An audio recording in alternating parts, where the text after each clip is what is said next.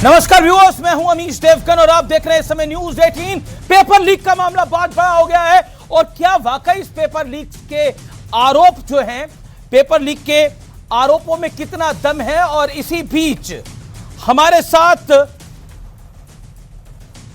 Paper leak के आरोपों पर बात करने के लिए इस समय बातचीत करने के लिए नितिन विजय जुड़ रहे हैं, जो कि जाने माने शिक्षाविद हैं। उनसे मेरा सीधा सवाल है। नितिन विजय, आपका स्वागत है हमारे कार्यक्रम में। सबसे बड़ा प्रश्न यह है कि पेपर लीक बार बार होता है, हर बार होता है, कमी कहां रह जाती है? 22 लाख स्टूडेंट्स ठग लिए गए हैं। मेरा इसमें यह कहना है कि हमें समझना पड़ेगा कि बार बार ये हो रहा है, इसका मतलब प्रक्रिया में कहीं खामी है। तो मेरा ये कहना है कि हम जिस रोड से निकल रहे हैं, बार बार उसमें बार बार एक्सीडेंट हो रहा है, तो हमें कई बार रोड बदलने के बारे में भी सोचना चाहिए। अच्छा, इसमें गड़बड़ी क्या है, मैं आपको समझाना चाहता हूँ। करीब 23 लाख बच्चे एग्जामिनेशन देते हैं, करीब 5400 सेंटर बनाए जाते हैं, 2 लाख से ज्यादा लोग इन्वॉल्व होते हैं पेपर कंडक्शन में। इसके अलावा 500 से 550 के आसपास शहर होते हैं जहां पर एग्जामिनेशन होता है। आप समझे, जहां पर 2 लाख लोगों के हाथ से पेपर ऊपर नीचे होकर निकलता हो, वहां पर सबकी शुद्धता पर विश्वास कैसे करा जाए, ये हमें समझने की आवश्यकता है। पूरे विश्व में पेन और पेपर पे, यानी कि ओएमआर पे होने वाला पेपर, जो हमारी नीट परीक्षा है, ये 24 लाख बच्चों में होती है, जो विश्व में शायद ही कहीं पर ऐसा कुछ होता है। अच्छा, बार बार इसमें ऐसा हो रहा है क्योंकि 2 लाख लोग इन्वॉल्व हैं। इसे सुधारा जा सकता है अगर पूरे पेपर को ऑनलाइन मोड में कर दिया जाए, जैसे जेईई में करा जाता है। व्यक्तिगत रूप से मुझे लगता है कि ऐसा क्यों नहीं करा जा रहा। इसके लिए कई बार दलील दी जाती है कि ग्रामीण परिवेश के बच्चों को कंप्यूटर का बहुत एक्सपोजर नहीं होता, तो कैसे इस एग्जामिनेशन को देंगे। और मुझे लगता है कि ये समस्या अब दूर हो चुकी है। ग्रामीण क्षेत्रों में भी जो भी स्कूल्स हैं या गवर्नमेंट कॉलेजेस हैं, उन सब में कंप्यूटर लग चुके हैं। अगर सरकार चाहे, एनटीए चाहे, तो बच्चों को कंप्यूटर से रूबरू कराने के लिए एग्जामिनेशन से पहले भी मैं ऑनलाइन पढ़ रहा था, लोग कहते हैं जैसे बजट की सीक्रेसी बरकरार रहती है, बजट कभी लीक नहीं होता, वैसे पेपर की सीक्रेसी भी बरकरार रह सकती है, क्योंकि 22 लाख स्टूडेंट्स के भविष्य का सवाल है, देश के भविष्य का सवाल है। ये सिर्फ 22 लाख स्टूडेंट तक सीमित नहीं है, उनके माता पिता, उनके भाई बहन, उन तक भी आगे बढ़ता है। क्योंकि अगर स्टूडेंट स्ट्रेस में होता है तो उसके माता पिता भी स्ट्रेस में है, उसके भाई बहन भी स्ट्रेस में है, उसके टीचर भी, अध्यापक भी स्ट्रेस में है। बिल्कुल सही बोल रहे हैं सर आप। करीब इससे 1.25 करोड़ के आसपास लोग प्रभावित हैं। व्यक्तिगत रूप से हम लोग भी उससे प्रभावित हैं। आप सोचिए, जो बच्चे हमको मिठाई खिला के जा चुके हैं, जिन्होंने डॉक्टर बनने का सपना देख लिया है, कई बच्चे ऐसे हैं जिन्होंने कॉलेज के सपने देख लिया है, जिन्होंने देखा कि कॉलेज उनको कौन सा लेना है, इस पे बात कर चुके हैं। तो उनसे हम आके कैसे मिलाएं, वो हमारे लिए बहुत समस्या का विषय है। तो जाहिर सी बात है कि जितनी आसानी से आप और हम बात कर पा रहे हैं या जो हमें सुन भी रहे हैं, वो उस समस्या की गंभीरता को समझ ही नहीं सकते जिस बच्चे ने वास्तविकता में 1 साल 2 साल तैयारी करी है। तो पर फिर भी उसके प्रति संवेदना रखना हमारा धर्म बनता है। और शिक्षाविद होने के नाते मैं बार बार इस बात को कह रहा हूं कि इस गहराई को समझने की बहुत आवश्यकता है। पर आपने जैसे बोला कि बजट को जो है सीक्रेट रखा जाता है, पर हमें समझना पड़ेगा कि बजट को बनाने वाले बहुत शायद 200-500 लोग होते हैं जो इस पर कार्य कर रहे होते हैं। मैं बिल्कुल बात समझ रहा हूं, इसमें लोगों का इन्वॉल्वमेंट बहुत होता है, इसलिए उस तरह की सीक्रेसी बरकरार नहीं रह पाती। लेकिन अगर बजट सीक्रेट रखा जा सकता है तो कोई ना कोई तो तरीका होगा इसको भी सीक्रेट रखने का। आपने ऑनलाइन का एक अच्छा सजेशन दिया, लेकिन मेरा एक प्रश्न है कि कई बार क्या होता है कि इसके अंदर ट्यूशन सेंटर्स भी इन्वॉल्व होते हुए दिखते हैं। कई हमने ऐसे केसेस देखते हैं, क्योंकि आप भी एक कोचिंग इंस्टीट्यूट चलाते हैं, बड़ा इंस्टीट्यूट चलाते हैं, और आप उसी कोटा की नगरी से आते हैं। क्या कहना चाहते हैं? क्या आपको लगता है कि एक मछली पूरे तालाब को खराब कर रही है? बिल्कुल सही बात है। और मैं जानता हूं कि अगर किसी कोचिंग संस्थान की इसमें कोई भागीदारी है तो उसमें कड़ी से कड़ी कार्रवाई होनी चाहिए, क्योंकि इसकी वजह से पूरी फ्रेटर्निटी बदनाम होती है। पर यह भी समझना पड़ेगा कि इसमें पैसे का इतना बड़ा माया जाल है कि किसी को इतनी आसानी से रोक पाना शायद हमारे लिए संभव नहीं है। जब तक हम इसी प्रक्रिया से एग्जामिनेशन को कराते रहेंगे, 2 लाख लोग इसमें इन्वॉल्व हैं, लोग बाग करोड़ों रुपए पेपर देने के लिए तैयार हैं। ये समझना इसलिए आवश्यक है कि वही लोग जिनकी अगर रैंक पीछे आती है तो उसमें से कई लोग करोड़ों रुपए डोनेशन के देने को तैयार होते हैं एमबीबीएस की सीट के लिए। तो पेपर के लिए करोड़ों लाख रुपए देना कोई बहुत बड़ी बात नहीं है। और जहां पे इतनी बड़ी मनी इन्वॉल्व हो और उसका प्रलोभन हो, तो बहुत सारे लोगों को शायद तोड़ा जा सकता है। इसलिए प्रक्रिया को बदलने की शायद बहुत ज्यादा आवश्यकता है।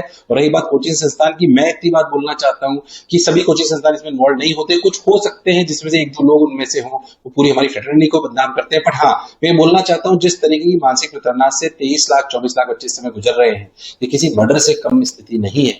इस क्राइम को बहुत बड़ा लेना आवश्यक बिल्कुल है। बिल्कुल क्योंकि अगर बिल्कुल, ऐसा ये होता किसी रहे मर्डर तो से हमारे कम बच्चे नहीं है। और तभी रहेंगे। सरकार ने सीबीआई को केस हैंडओवर कर दिया है। सीबीआई ने एफआईआर रजिस्टर कर ली है नीट यूजीसी से जुड़े मामले में। ये बड़ी डेवलपमेंट है, बड़ी खबर है। सीबीआई ने राजस्थान पुलिस द्वारा दर्ज एफआईआर को टेक ओवर किया है और पीसी एक्ट के तहत यह मामला दर्ज कर लिया है। लेकिन क्या आपको लगता है सरकारों का, कोई भी सरकार हो, सरकारों का रवैया स्टूडेंट्स की तरफ उदासीन है? क्या यह ब्लेम आप करना चाहेंगे सरकारों पर? बिल्कुल नहीं करना चाहूंगा सर, क्योंकि मैं एनटी के ऑफिस में भी एक बार पहले भी गया था। जो एनटी के जितने अधिकारी हैं या गवर्नमेंट है, शायद सरकार को ब्लेम करना बहुत आसान होता है, बट ऐसा नहीं है। किसी भी न गवर्नमेंट का न एनटी का इंटेंट है कि वो इस पेपर को सुचारू रूप से ना कराएं। बल्कि आज समझिए वो कितनी उनकी स्थिति कितनी खराब है कि लोग उन पे क्वेश्चन मार्क कर रहे हैं, जबकि एनटी नेशनल टेस्टिंग एजेंसी बनाई इसलिए गई थी। मैं ये नहीं कहता उनके इंटेंट पर हमें कोई शक नहीं है, बट कार्य प्रणाली को बदलने की आवश्यकता ये सच है। तो मैं ये कहना चाहता हूं कि एक बार आपने ये सलाह केंद्रीय सरकार को या केंद्रीय शिक्षा मंत्रालय में नहीं दी है, या अगर दी है तो किसको दी है? आप हो गए, अलग पांडे हो गए, ये सब बड़े नाम हैं। बिल्कुल सही बात है साहब, और हम आप लोगों के मंचों के माध्यम से अपनी सलाह उन तक पहुंचा सकते हैं। सरकारी किसी भी तंत्र का हम हिस्सा नहीं है, हम उसमें एक बाहरी व्यक्ति है जैसे एक आम नागरिक होता है। हाँ, बच्चों के बीच में हमारी पहचान ज्यादा है तो हमसे उनकी अपेक्षाएं रहती है। उसके लिए हम समय समय पर आप लोगों के माध्यम से अपनी बात कहने का प्रयास करते हैं और उन बात हमारी सुनते भी है। अब उनका भी जो उसमें कहना होता है कई बार कि जो ग्रामीण परिवेश के बच्चे होते हैं, जैसा कि मैंने बोला, कंप्यूटर बेस्ड कराने के लिए जो ग्रामीण परिवेश के बच्चे होते हैं उनको कंप्यूटर का एक्सपोजर नहीं होता, तो उनके लिए शायद ये न्याय वाली बात होगी। इस बात से नकारा नहीं जा सकता। तो सरकार के पास भी कई तरह की समस्याएं हैं, पर मुझे ऐसा लगता है कि सरकार ने पिछले गत वर्षों में, यानी कि पिछले एक दशक में, सरकारी स्कूलों में, सरकारी कॉलेजेस में बहुत टेल तक कंप्यूटर की सुविधा और इंटरनेट की सुविधा हमारे पास सब जगह है।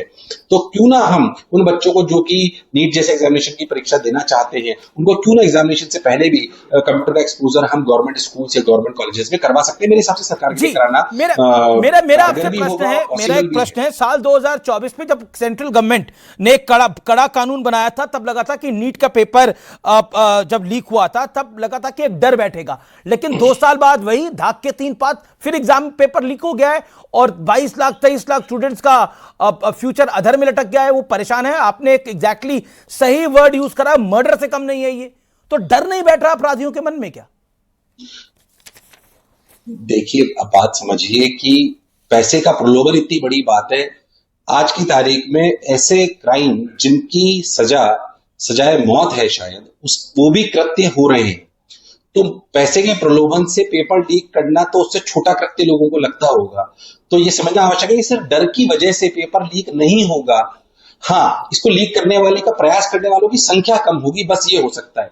बट कोई प्रयास ही नहीं करेगा, इस बात का मैं देखिए, कानून तो हर चीज के लिए होता है। मर्डर के खिलाफ भी कानून होता है, कड़ा कानून होता है, लेकिन मर्डर हो जाते हैं।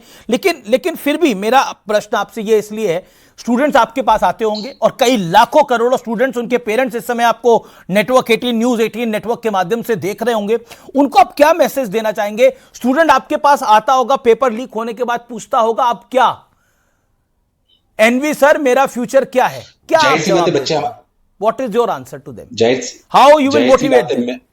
मैं बताना चाहता हूं भाई, मेरा व्यक्तिगत मत यह है, इसमें 2 प्रकार के बच्चे हैं। एक तो सबसे ज्यादा धक्का उन बच्चों को लगा है जो 60 से 70 हजार बच्चे ऐसे थे जिनको दिख रहा था कि उनके नंबर इतने आ रहे हैं कि वो डॉक्टर बन गए हैं, उन्होंने स्टेथोस्कोप खरीद लिया है, उन्होंने व्हाइट कोट के सपने देख लिए हैं, गवर्नमेंट मेडिकल कॉलेज जाकर उन्होंने देख लिया। सबसे बड़ा झटका उनके लिए। जिनके नंबर कम आ रहे थे उनके लिए तो शायद एक अपॉर्चुनिटी का काम है, पर जो 70 से 80 हजार बच्चे जो गवर्नमेंट मेडिकल कॉलेज का सपना देख चुके थे, सबसे बड़ा झटका उनको है। और उनको मैं कहना चाहता हूं कि बेटा, जाहिर सी बात है कि ये जो आज एक विपदा गिरी है तुम्हारे सपनों के ऊपर, इसको मैं किसी शब्दों में तुमको मोटिवेट करके शायद समझा नहीं सकता। बस इतना बोल सकता हूं कि जो होना है वो सबके साथ हो रहा है, विपदा है, पर जो आगे इससे पूरे सामर्थ्य और पुरुषार्थ के साथ लड़ेगा, यानी कि पूरे बुद्धि विवेक के साथ लड़ेगा, अपनी मनस्थिति सही करके लड़ेगा, वो आगे फिर उसको पूरा चांस मिलेगा। तो अपना समय किसी भी कौन गलत कौन सही किसने ये करा था कौन माफिया है, मैं पेरेंट्स और बच्चों से कहना चाहता हूं जिनको एग्जामिनेशन देना है कि शायद मुझे लगता है एनटीए अगले 30 दिन के अंदर एग्जामिनेशन करा देगा, या अगले 30 दिन अगर आपने मनस्थिति खराब कर ली, क्रोध में निकाल दी, मैं जानता हूं कहना आसान है करना मुश्किल है, पर अगर क्रोध में आपने निकाल दी तो आपका समय खराब होगा और शायद आपकी सीट कोई और ले जाएगा। मनस्थिति को संयम में रखिए, अपने किसी को ब्लेम की वजह से या किसी की गलती की वजह से, मैं मान रहा हूं आपको गुस्सा आ रहा है, पर उसको संयम रखिए। मैं उनसे कहना चाहता हूं कि कभी कभी जब आप डॉक्टर बन जाएंगे तो ऐसा होगा कि इमरजेंसी में आपने किसी पेशेंट के साथ सबसे ज्यादा मेहनत करी हो, फिर भी आप उसे बचा ना पाए, तब भी आपकी मनस्थिति ऐसी ही होगी, आपको ऐसी ही फीलिंग आएगी। पर इसका मतलब ये नहीं है कि आप अगले पेशेंट के साथ पूरी शिद्दत के साथ जुटेंगे, नहीं। आज भी शायद आपके साथ वही हुआ है कि आप पूरे लड़ाके की तरह लड़े, आपने पूरी मेहनत करी, पर शायद आप इस एग्जाम को बचा नहीं पाए। पर इसका मतलब हम अगले एग्जाम में पूर्ण रूप से तैयारी करके पूरी शिद्दत के साथ मेहनत के साथ न जाए, ये गलत बात है। अगर आप एक अच्छा डॉक्टर बनना चाहते हैं तो मुझे लगता है कि आप इमरजेंसी की उस परिस्थिति को समझकर उसकी तुलना यहीं पर कर आने वाले एग्जाम की पूरे संयम के साथ एग्जाम देंगे। जी, क्या आपको लगता है आने वाले भविष्य में बच्चों को फेयर चांस मिल पाएगा? जैसे आपने बोला ये एक तरह का मर्डर है, तो आपको लगता है आने वाले दिनों में फेयर चांस मिल पाएगा? उम्मीद हमेशा रहती है और वो आज भी मुझे है, और मुझे प्रणाली पर पूरा शक है, क्योंकि उनके इंटेंट पे कोई शक कोई भी नहीं कर सकता कि वो नहीं कराना चाहते। पर ये भी हम जानते हैं कि मतलब व्यक्तिगत रूप से हो सकता है मुझे इस मन से कहना चाहिए नहीं कहना चाहिए, बट हम समझते हैं कि इस बार क्योंकि ये शायद बहुत ज्यादा फैल गया, पेपर इसे रीरीड हो रहा है, पर हमें ये भी ध्यान रखना पड़ेगा कि कभी कभी ऐसा भी हो सकता है कि बात खुलती ही ना हो, फिर भी देश में कुछ ऐसे डॉक्टर बन जाते हों जो बनने नहीं चाहिए थे।